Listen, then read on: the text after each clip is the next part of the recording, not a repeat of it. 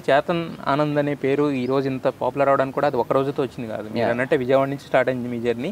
But Prakash Padukone గారితో మీ connect అయిన దగ్గర నుంచి ఒక రకంగా చెప్పాలంటే మీకు ఏది నెక్స్ట్ లెవెల్కి వెళ్ళింది అనుకోవచ్చా? He was always my idol. So అది it gave me a lot of confidence and ఇంకా బాగా ఆడాలి, ఆయన చెప్పినందుకన్నా బాగా ఆడాలని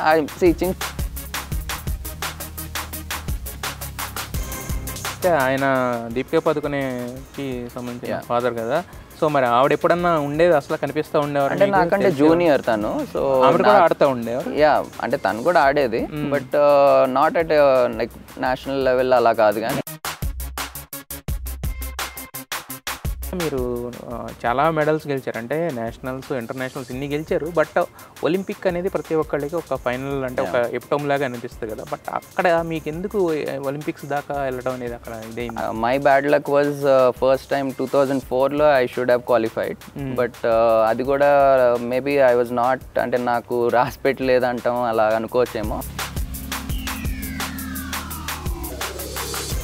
మీకు గోపీచంద్ గారికి మధ్య టర్మ్స్ అండ్ కండిషన్స్ ఎలా ఉండేవి? ఎప్పుడో కొన్ని ఆర్టికల్స్ అవన్నీ రకరకాలుగా రాసుకునేవాళ్ళు. ఏంటిది అది అసలు? అంటే once he became the national coach, I was top Indian and almost I was world number 20లో ఉన్నాను. సో అప్పుడు ఏమైందంటే, ఆయన అకాడమీ ఉంది, పుల్లెల గోపీచంద్ అకాడమీ. మీరు అకాడమీ పెట్టడంతో అది అప్పటి నుంచి మీరు అన్నట్టు ఏదో ఒక పాయింట్లో స్టాప్ అయిపోవాలి బేసిక్గా. I started my coaching only in like 2015. అది కూడా ఇది తర్వాత ఇట్స్ నో వే కంపారిజన్ కాదు ఆర్ ఇది కాదు. బట్ వన్స్ అలా ఉంది కాబట్టి మీడియాలో అప్పుడు ఆ ఇష్యూ అయింది కాబట్టి, సో మేబీ అలా.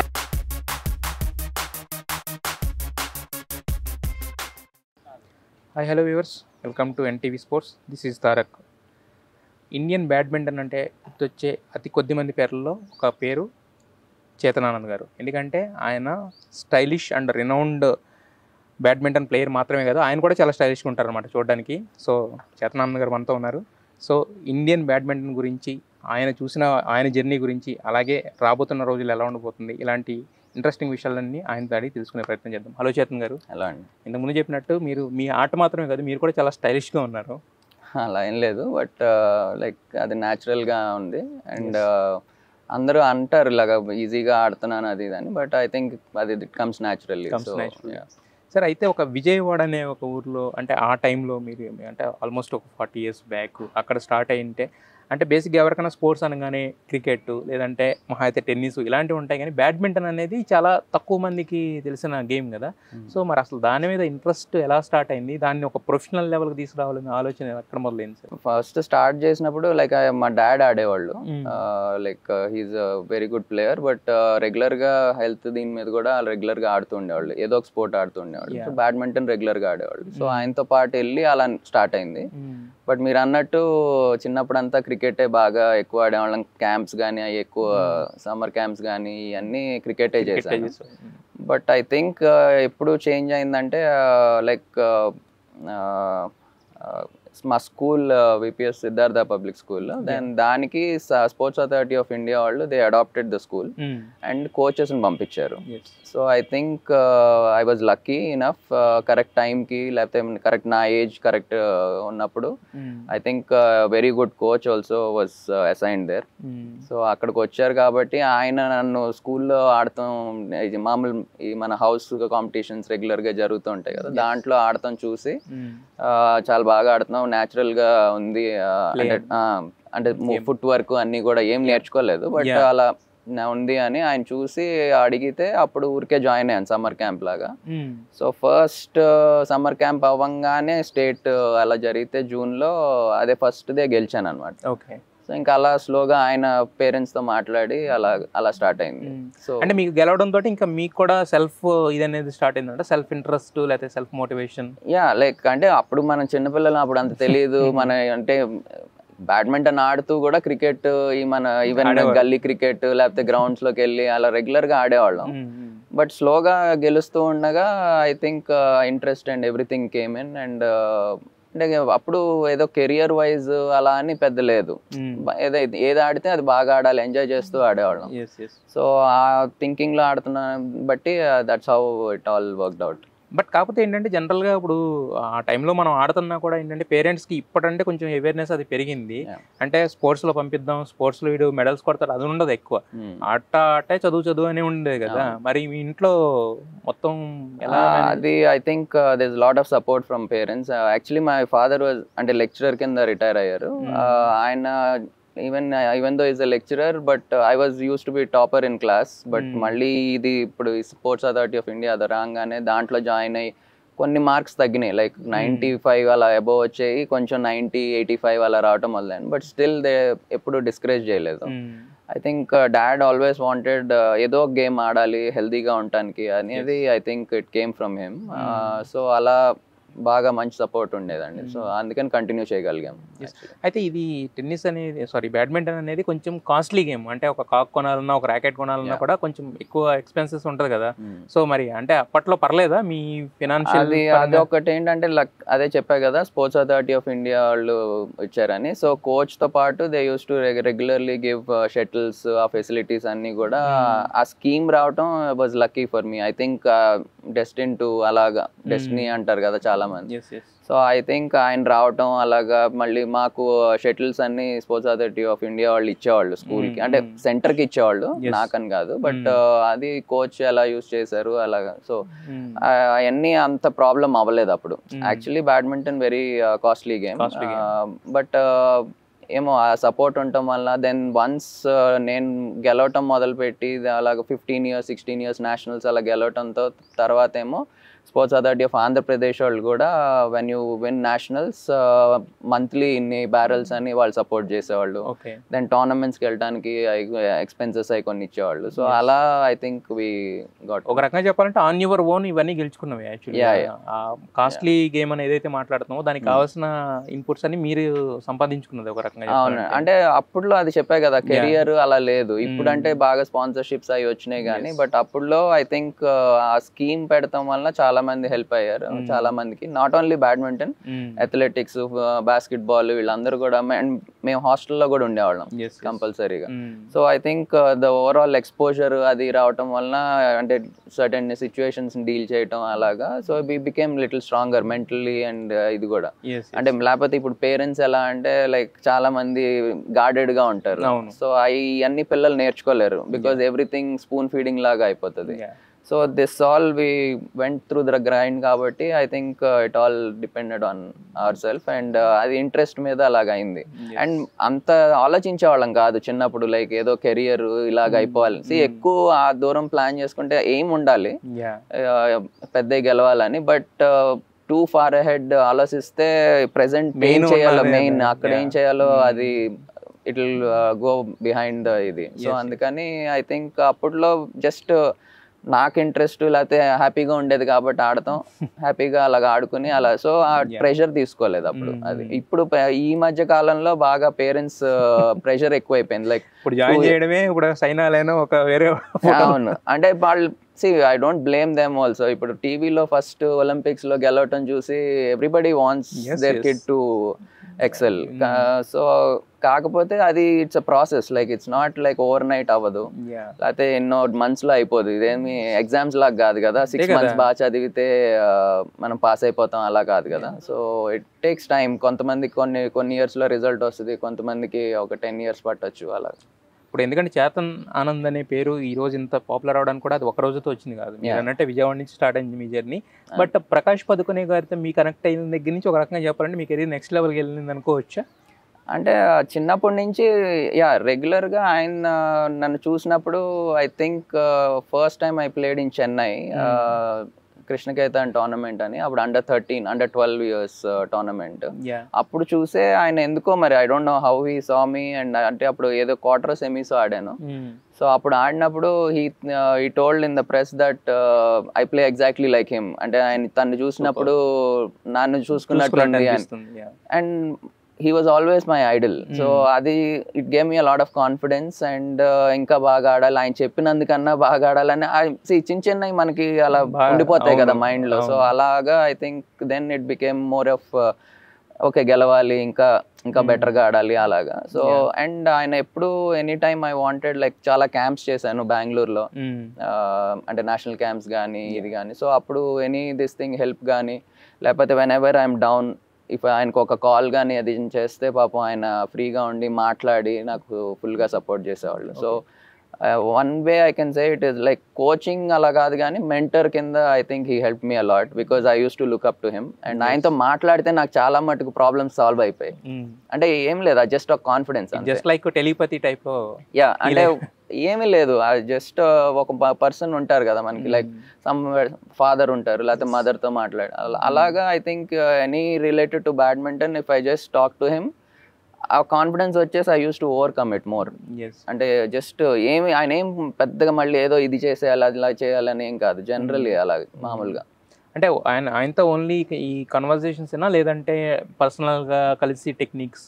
పర్సనల్ గా కలిసాను, అంటే క్యాంప్స్ చేశాను కాబట్టి ఆయన రెగ్యులర్ గా చెప్పేవాళ్ళు. ఆయన తక్కువ కూడా కొన్నిసార్లు 1-2 సార్లే చెప్తారు because it is up to you have to take it. ఆయన I think he followed it. And ఆయన ఇప్పుడు కోచింగ్ అప్పుడు కూడా ఇలా తప్పులు చేస్తున్నావు అంటే see because when it is not working for you నువ్వు వాడకూడదు. So and he will not rub it on you. So I'll tell you once or twice if it is, అంటే అది మనకి బాగుంటే you have to try it and take it. లేదు అది it is not working for you అంటే you try your own thing. So అది చెప్తారనమాట. So అలాగా లైక్ ఐ పర్సనల్గా కొన్నిసార్లు like once I became little more professional level, senior level ఆడినప్పుడు I use to go there for 10 days, ఒక 1 week or 2 weeks ఏదైనా important tournament ముందు ఆయన దగ్గరికి వెళ్ళి కోచింగ్ తీసుకుని అలాగ వెళ్ళేవాడిని. But not like full time ఎప్పుడూ చేయలేదు. బట్ అయితే ఆయన దీపికా పదుకొనేకి సంబంధించిన ఫాదర్ కదా, సో మరి ఆవిడ ఎప్పుడన్నా ఉండేది అసలు కనిపిస్తూ ఉండేవారు? అంటే నాకంటే జూనియర్ తను, సో ఆవిడ కూడా ఆడుతూ ఉండేవారు. యా, అంటే తను కూడా ఆడేది but not at like national level అలా కాదు కానీ బట్ స్టేట్, అంటే రెగ్యులర్ గా ఆయనకి అకాడమీ ఉంది, అలా పిల్లలు వస్తారు కదా రెగ్యులర్ గా. So she use to come, she is very, అంటే ట్రైనింగ్ అన్ని చేసేది but she was like very junior to me, like 2 or 3 years junior to me. So కలిసేవాళ్ళం కానీ ఎప్పుడో క్యాంప్స్ అప్పుడు అలా రెగ్యులర్ గా కలవటం, కానీ అప్పుడు దీపికా పడుకొని కాదు కదా. సో అలా అప్పుడు దీపికా పడుకొని కానీ బట్ స్టార్ కాదు. యా, స్టార్ కాదు. యా, మళ్ళీ తర్వాత ఎప్పుడన్నా ఇప్పుడు తర్వాత సినిమాల్లోకి వెళ్ళిపోయిన తర్వాత మళ్ళీ ఎప్పుడన్నా కాంటాక్ట్? యా, అంటే కాంటాక్ట్ ఏం లేదు but whenever I go there or Bengaluru సార్ని కలిసినప్పుడు నేను చాలాసార్లు ఇంటికి కూడా వెళ్ళాను. సో ఇంట్లో కూడా చాలాసార్లు కలిసాను. సో ఈవెన్ అకాడమీ స్టార్ట్ చేసే ముందు కూడా ఐ వెంట్ టు బెంగళూరు, సార్తో మాట్లాడటానికి ఇంటికి వెళ్ళి మాట్లాడి లైక్ అంటే వాట్ ఈస్ ద ఇది అండ్ ఐ ఇలా స్టార్ట్ చేస్తున్నాను అని కూడా చెప్పి wanted to take his blessing. So అలాగా there is lot of rapport. But దీపికాతో అంటే జస్ట్ ఊరికే మాట్లాడతాం వరకే కానీ నా రెగ్యులర్ టచ్లో అయితే లేదు. అప్పట్లో మాట్లాడేవారు, జనరల్గా మాట్లాడారు. అయితే మీరు మలేషియన్ ఒలింపిక్స్ కూడా త్రూ ప్రకాష్ పదుకొని వెళ్ళారా లేకపోతే మలేషియాలో ట్రైనింగ్? అది జూనియర్ నేషనల్స్ గెలిచిన తర్వాత అంటే రెగ్యులర్ గా అప్పట్లో జరిగేది, ఒక 2-3 weeks క్యాంప్ జరిగేది, అంటే వరల్డ్ క్యాంప్ అని, బ్యాడ్మింటన్ క్యాంప్ అని. సో వన్స్ అప్పుడు కరెక్ట్ గా మా టైంలో అప్పుడు మలేషియాలో జరిగింది. సో మీ అండ్ ఇంకొక అతను ఫైనల్ ఆడాడు. సో మా ఇద్దరిని అక్కడికి పంపించారు అనమాట ఎక్స్పోజర్ కోసం. సో అక్కడికి వెళ్ళినప్పుడు అంటే ఇన్సిస్ట్ కూడా చేశారు, లైక్ ప్రకాష్ సార్ ఇన్సిస్ట్ చేసి పంపించారు బికాస్ అప్పుడు అంత ఎక్స్పోజర్ ఇంతమందిని పంపించేవాళ్ళు కాదు, లైక్ అంత support like even from the government, లేకపోతే బ్యాడ్మింటన్ అంత పాపులర్ కాదు కాబట్టి అంత సపోర్ట్ ఉండేది కాదు జూనియర్స్ లెవెల్లో. సో అప్పుడు ఆయన ఇన్సిస్ట్ చేసి లేదు ఇట్ ఈస్ వెరీ గుడ్ అది ఇదండి. అప్పుడు వెళ్ళినప్పుడు కూడా ఆర్డి వీర్నాట అని లేకపోతే హాంజియాన్ అని వీళ్ళందరూ చైనా ఇండోనేషియన్ ఛాంపియన్స్, అప్పుడు వాళ్ళు కోచెస్ కింద వచ్చారు. ఆల్మోస్ట్ ఒక 8-10 people అలాగా హై లెవెల్ కోచెస్ లాగా వచ్చి అందరూ ఎక్స్పీరియన్స్ కదా, సో వాళ్ళతో ఆడతాం కూడా. సో వాళ్ళు ఇప్పుడే మానేసి జస్ట్ ఇంకా ఫిట్ గానే ఉన్నారు బట్ అప్పుడు వాళ్ళతో ఆడి లేకపోతే వాళ్ళ ఎక్స్పీరియన్సెస్ కానీ లేకపోతే చిన్న చిన్న న్యూయన్సెస్ అంటారు కదా, సో అవి ఇంపార్టెంట్. యా, మెనుకోలు. సో అలాంటి వాళ్ళు చెప్పడం వల్ల అవన్నీ నేర్చుకుంటానికి చాలా హెల్ప్ అయింది. సో యాక్చువల్లీ అది అక్కడి నుంచి రాగానే ఆ కాన్ఫిడెన్స్ తో I think I won my first international also in బెంగళూరులోనే గెలిచాను. అది కూడా సేమ్ మా ప్రకాష్ సార్ అకాడమీలోనే ఇంటర్నేషనల్ ఏషియన్ శాటిలైట్ అని జరిగింది. అది అప్పుడు 2000లో గెలిచాను. బట్ ఐ థింక్ అది దట్ ఈస్ మై స్టార్ట్. అయితే జర్మనీ వెళ్ళడం అనేది మీకు కొంచెం మీ కెరీర్కి కొద్ది కిక్ స్టార్ట్ లేదంటే ఇంకా కొంచెం హై లెవెల్కి తీసుకెళ్ళింది అక్కడ లీగ్స్ ఆడడం కానీ అవన్నీ అనుకోవచ్చు అండి యాక్చువల్గా జర్మనీ? అంటే అదే నేను చెప్పా కదా అప్పుడు లైక్ ఎక్స్పోజర్ కానీ అది టీమ్స్ లేకపోతే ఇన్ని టోర్నమెంట్స్ కూడా జరిగేవి కాదు. ఇప్పుడు ఎవ్రీ వీక్ ఏదో ఒక వరల్డ్ లో ఏదో ఒక కార్నర్ లో ఏదో ఒక టోర్నమెంట్ జరుగుతుంది.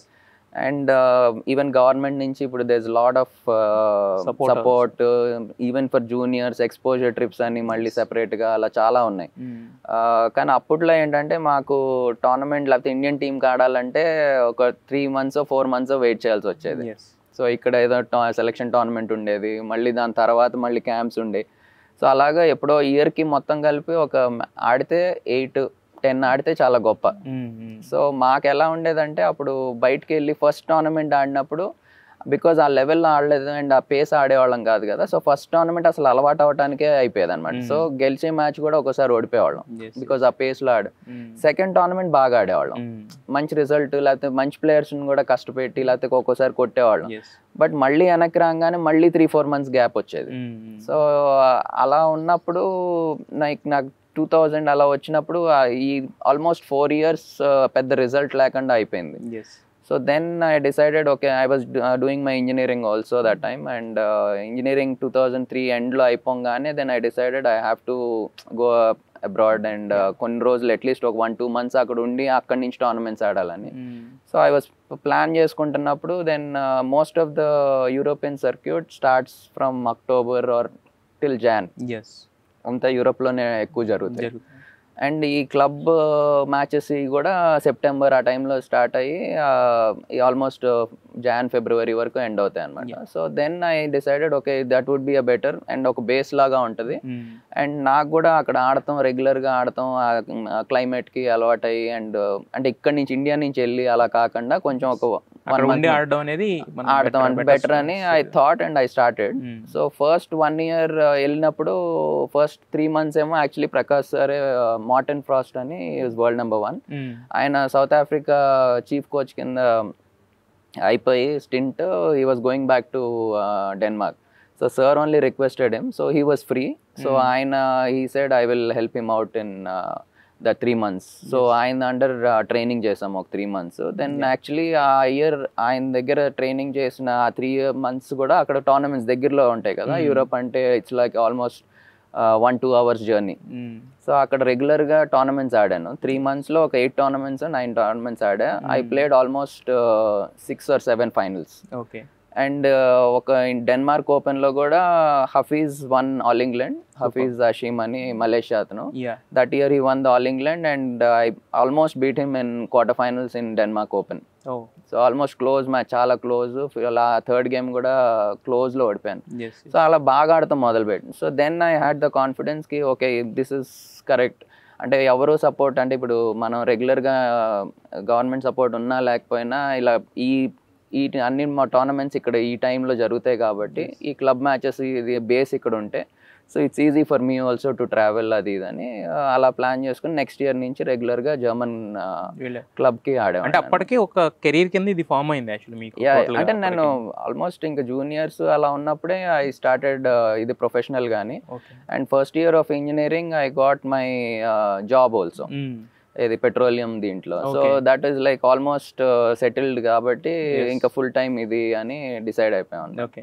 సో ఇంజనీరింగ్ ఫస్ట్ ఇయర్ లోనే you got the job? Yeah, అంటే అప్పుడు నేషనల్స్ లో I was India number 1 and then even juniors లో స్పోర్ట్స్ దీంట్లో. సో ఆఫీసర్ క్యాడరే గానీ బట్ స్పోర్ట్స్ దీంట్లో. So they use to I have to play for them అంటే ఆన్ దేర్ నేమ్. సో అలాగా, సో దట్ అది ఒకటి బాగా మంచి హెల్ప్ అయింది. సో దట్ యాక్చువల్లీ ఇంకా కెరియర్ ఇది అని అంతే. అంటే డబ్బులు ఉన్నా లేకపోయినా బ్యాడ్మింటన్ లో ఇంకా మీకు ఎందుకంటే ఆల్రెడీ ఒక సెటిల్ అయిపోయాం కాబట్టి అని అలా తీసుకుంటాం జరిగింది అది. Yes.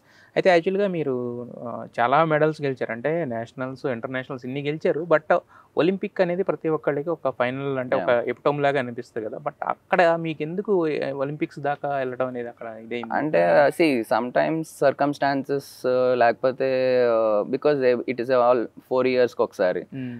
My bad luck was first time 2004లో I should have qualified.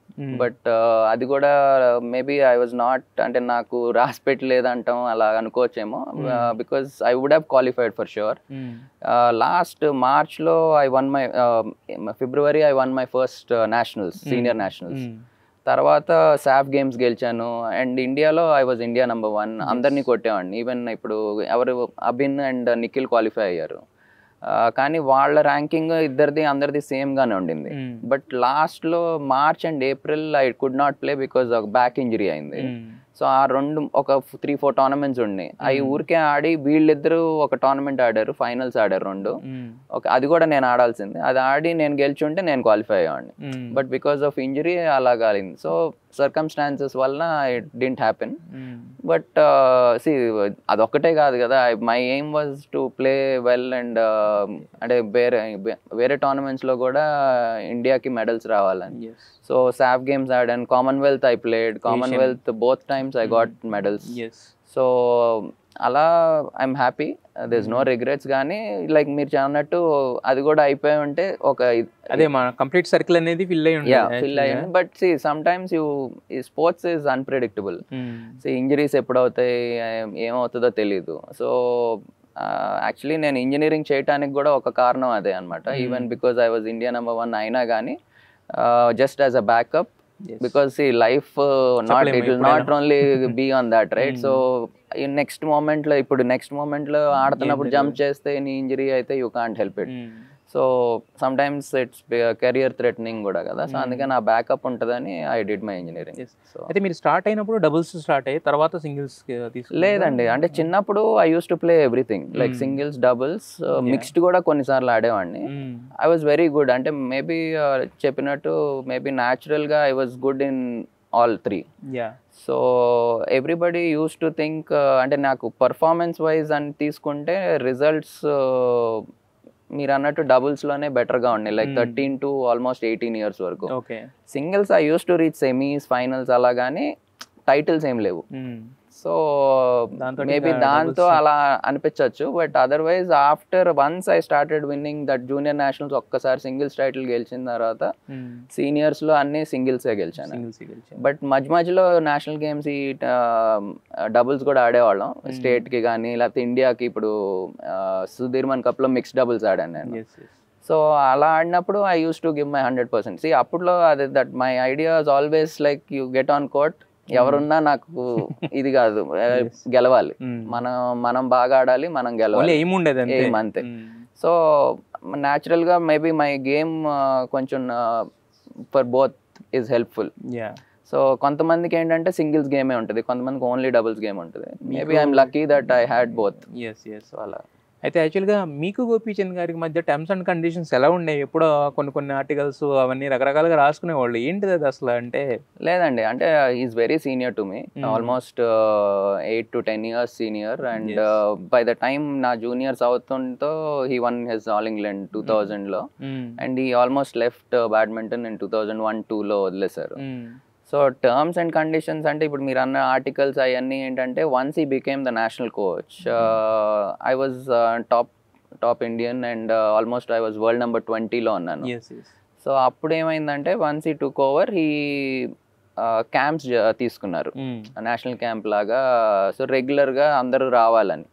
So that year also Olympic year అనమాట. So I wanted to play lot of tournaments because ఆ పాయింట్స్ అక్యుములేట్ చేసుకుని టు క్వాలిఫై. సో ఈయన year తీసుకున్నప్పుడు compulsory చేశారు. So what my this thing was give me permission to play this. వాళ్ళు ఏం చేశారంటే, first ఒక 4-5 months ఎవరు ఏ టోర్నమెంట్ ఆడకూడదు అన్నారు. If I don't play that, last year points పోయి ఇయర్ ర్యాంకింగ్ పడిపోతుంది. ర్యాంకింగ్ పడిపోతే మళ్ళీ డ్రాస్లోకి, మెయిన్ డ్రాకి రావటం కొంచెం మళ్ళీ యూ హ్యావ్ టు స్క్రాచ్ నుంచి ఆడినట్టు.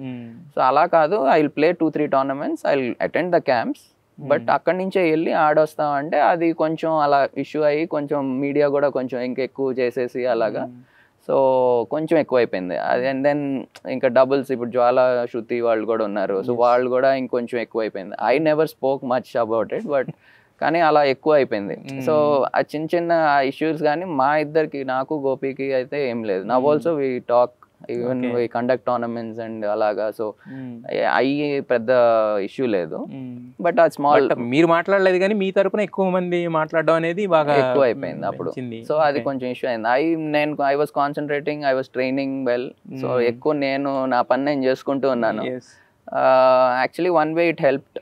ఆఫ్టర్ దట్ ర్యాంకింగ్ పోయింది, మళ్ళీ క్వాలిఫై అవ్వాలి లైక్, బట్ అలా కానీ but what ever I played really well. Because I was training for those 4-5 months నా ఓన్గా. సో బట్ ఆఫ్టర్ టోర్నమెంట్స్ ఆడినప్పుడు అన్నీ బాగా ఆడాను, అన్నీ బాగా ఆడి వరల్డ్ నెంబర్ 10 లోపలికి వచ్చేసాను. So that was my best period అనుకోవచ్చు. సో ఎనీథింగ్ నా పర్స్పెక్టివ్లో I always take it as positive అండి. Anything happens for good.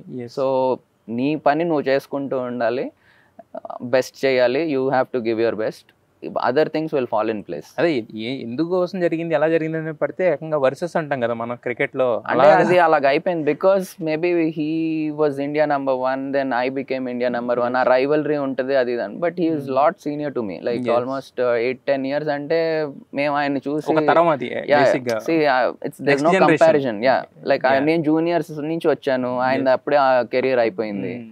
But అలా ఈవెన్ మే ఇద్దరం 2002లో నేషనల్ గేమ్స్ డబుల్స్ కూడా ఆడాం, గోల్డ్ కూడా గెలిచాం. యాక్చువల్లీ ఇద్దరం సింగిల్స్ ప్లేయర్స్, బట్ మొత్తం డబుల్స్ గెలిచి అదే అందరూ ఈ కేరళ వాళ్ళు చాలా మంది డబుల్స్ పేర్స్ ఉండే, మా టాప్ లో ఉండేవాళ్ళు, వాళ్ళందరినీ కొట్టాం. సో అలా the rapport is there. And ఆయన కూడా ఎప్పుడు చెప్పేవాళ్ళు నువ్వు చాలా బాగా ఆడొచ్చు, బాగా ఆడేవాడు, అలా ఎంకరేజ్ చేసేవాళ్ళు.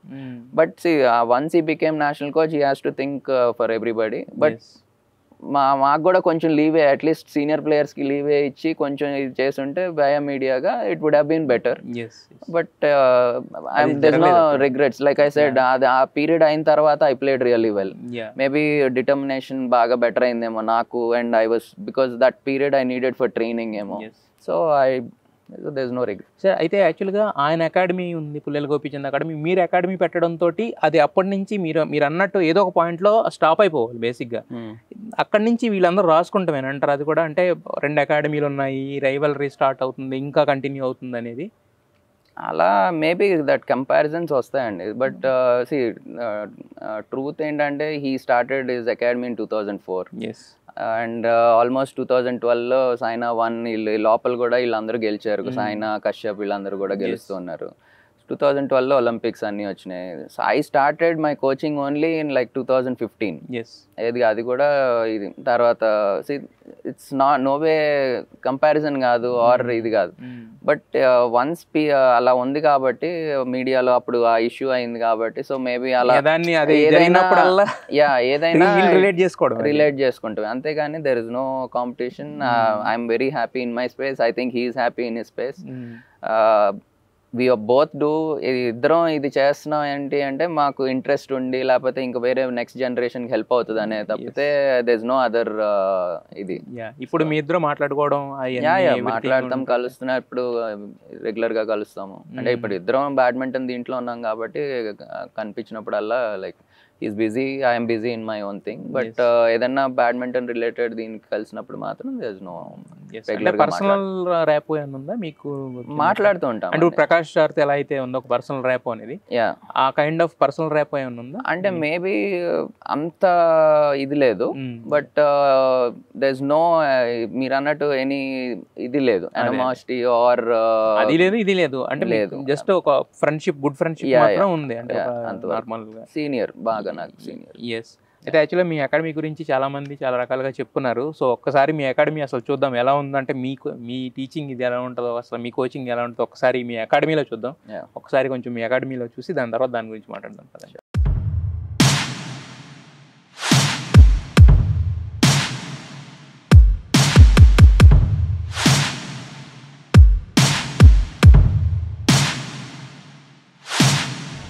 చరణానంద్ గారు, ఇప్పుడు అంటే చాలా అకాడమీలు ఉంటాయి యాక్చువల్గా, మరి మీ అకాడమీలో ఎలా ఉంటుంది ప్రాసెస్? ఫస్ట్ యాక్చువల్లీ కోచింగ్ ఇవ్వాలని అసలు ఐడియా లేదు. ఏ మోటోతో తీసుకుంటారు, ఎలా సెలెక్ట్ చేసుకుంటారు తీసుకున్న వాళ్ళని? బాగా పూర్ పీపుల్ లేకపోతే బాగా టాలెంటెడ్ కిడ్స్ ఎవరన్నా ఉంటే వాళ్ళకి ఫ్రీగా స్పాన్సర్ సపోర్ట్ చేస్తాం. Not everybody. మీ దగ్గర నుంచి వెళ్ళే టోర్నమెంట్స్కి ఎలా ఉంటుంది, ప్రిపరేషన్ ఎలా ఉంటుంది వాళ్ళకి? నేను కొంచెం ఓల్డ్ స్కూల్, లైక్ నా కోచెస్ ఇద్దరు లైక్ లైక్ అందరు కోచింగ్ అలా ఇవ్వట్లేదు అనమాట. రేపు ఫ్యూచర్ అని చూసుకుంటే ఎవరన్నా ఉన్నారా మనకి? సాయినా సింధు లెవెల్లో ఆడటానికి అయితే ప్రస్తుతానికి ఎవరు లేరు. మేబీ డౌన్ ద లైన్ ఎవరో ఒకళ్ళు రావచ్చు. ఇప్పుడు అవేర్నెస్ పెరిగి ఎక్కువ మంది పేరెంట్స్ ఎంకరేజ్ చేస్తున్నా కూడా అంటే ఆ రేంజ్కి రాకపోవడానికి అంటే రీజన్ ఎలా ఉంటుందంటే, పేరెంట్స్ ఎలా అంటే ఒక 1 ఇయర్లో ఏదో ఎగ్జామ్స్ మన క్లాస్ పాస్ అయిపోయినట్టు 1 ఇయర్ చదవగానే వచ్చి కోచ్ని అడుగుతారు. ఇప్పుడంతా ఏంటంటే స్పూన్ ఫీడింగ్ ఎక్కువైపోయి పిల్లలు డెవలప్ అవ్వట్లేదు. ఇంటర్నేషనల్ లెవెల్లో కానీ బెస్ట్ అపోనెంట్ అంటే ఏం చెప్పేవారు అయితే? Toughest opponent was Lee Chong Wei. మరి ఇప్పుడు ఇండియా పొజిషన్ ఎలా ఉందంటారు? ఇప్పుడు అలా చైనా అనుకున్నారు కదా మేము వెళ్ళినప్పుడు, ఇప్పుడు ఇండియన్ ప్లేయర్స్ అంటే అలా భయపడుతున్నారు.